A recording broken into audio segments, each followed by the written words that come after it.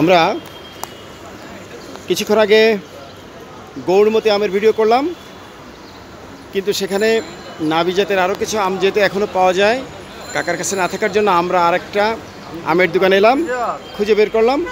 মূলত কাটিমন আম দেখাবো আপনাদের। এই যে এটা একটা থাইল্যান্ডের ভ্যারাইটিস, বাংলাদেশে অতি সম্প্রতি চাষ হচ্ছে, অত্যন্ত মিষ্টি এবং সুস্বাদু এবং সেন্ট আছে, তাই না কাকা? এই যে আমগুলো একটু তেড়া বাঁকা হয়, এই যে এই দেখেন, এই একটু আঁকা বাঁকা, দেখতে কিছুটা বেধড়ক, খুব বেশি টেবাটোবা। এই যে এই দেখেন, এই যে আমগুলো একটু একটা এক এক রকমের সাইজ, কিন্তু আমগুলো অত্যন্ত মিষ্টি এবং আটি অত্যন্ত পাতলা, বা বিচিটা অত্যন্ত পাতলা। এটা বাংলাদেশে চাষ হওয়াতে এখন মোটামুটি অ্যাভেলেবেল হয়ে গেছে। সেপ্টেম্বরের আজকে 11 তারিখ, আগস্ট, সেপ্টেম্বর, জুড়ে, আগস্ট, অক্টোবরেও আমটা পাওয়া যাবে।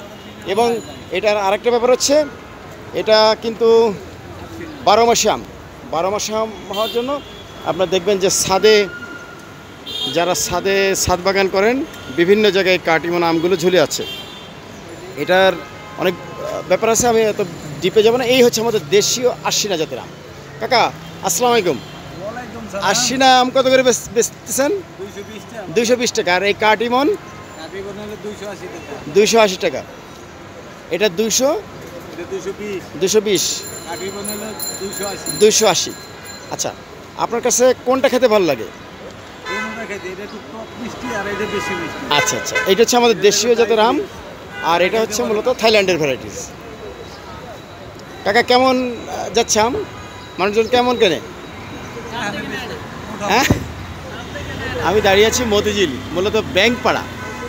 এ হচ্ছে ব্যাংক পাড়া, চারিদিকে ব্যাংক, অথবা বিভিন্ন অফিস আদালতের জন্য মতিঝিল বিখ্যাত, বা কমার্শিয়াল এরিয়া বলা হয়। এই ওই যে মেট্রো রেল যাচ্ছে, চারিদিকে মোটামুটি চাকরিজীবীদের আনাগোনা, ব্যবসায়ীদের আনাগোনা, যে কারণে একটু দামি ফল বিক্রি হয় ভালো, তাই না কাকা? ধন্যবাদ আপনাদেরকে। ও এই পাশে ড্রাগন দেখা যাচ্ছে। ড্রাগন শেষ।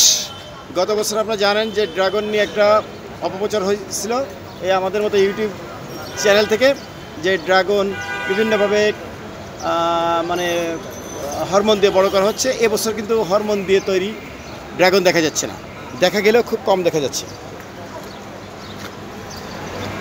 কাকা ভালো থাকবেন, আসসালামু আলাইকুম।